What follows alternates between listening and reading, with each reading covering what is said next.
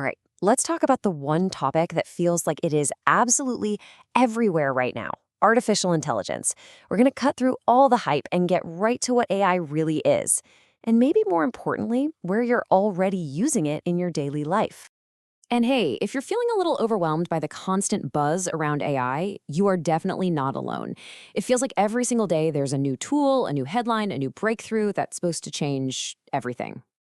And let's be honest, the whole space is just flooded with jargon.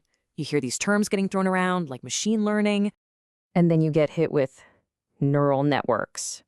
And of course, you hear about large language models, which are the engines behind a lot of these popular tools. Look, it's a lot to keep track of, but here's the secret. You don't need a computer science degree to understand the big picture.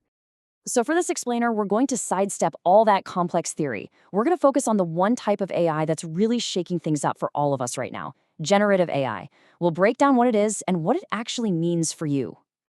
So let's start with the big idea here. The AI that's making all the headlines isn't just about finding answers anymore. No, it's about having a capable assistant right at your fingertips. At its core, generative AI is, well, the name kind of gives it away. It generates new things.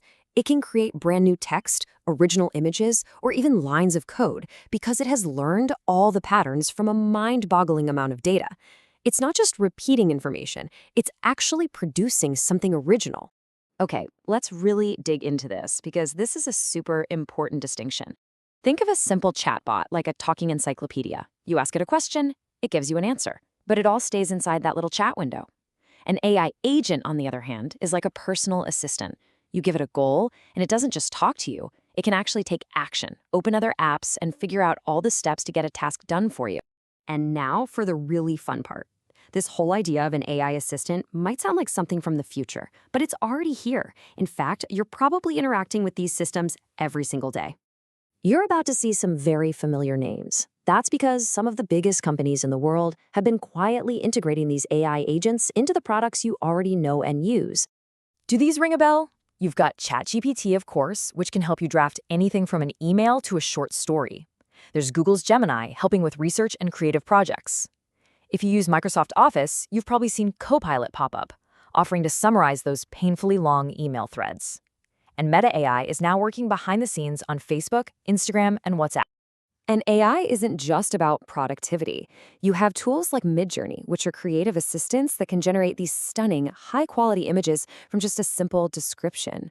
And then you have platforms like Replica, which is designed to be an AI companion for social interaction and even emotional support. But of course, whenever you have a technology that's this powerful, it's not all smooth sailing. There are some absolutely incredible opportunities here, but there are also some very real challenges to think about. Yeah, it's rarely a simple black and white issue. To really use AI responsibly, we have to understand both sides of the coin: the good and, well, the complicated. And researchers are really focused on a few key areas of concern, things like algorithmic bias, where an AI learns from biased data and then makes unfair decisions. Data privacy is another huge one because these models need massive amounts of information to learn. And of course, there's the risk of misinformation, the ability to create convincing but totally false content. But on the flip side, the promise is just enormous. In education, for example, AI could create a personalized learning path for every single student. It can give automated feedback, which frees up teachers' time. It can make learning more accessible for everyone and just generally make work and school way more efficient. So where does all this leave us? What does our future with AI really look like? Well, the reality is that future is already here. And this is the crucial point. AI agents have moved out of the experimental phase. They have become, and I'm quoting here, a visible part of everyday work. This isn't science fiction anymore. It's a tool being used in offices and homes right now.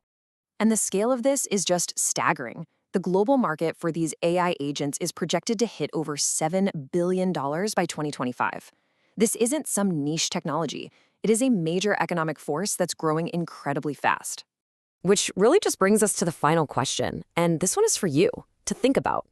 Now that you can see the AI that's already working all around you, in your phone, in your apps, at your job, how are you going to use it?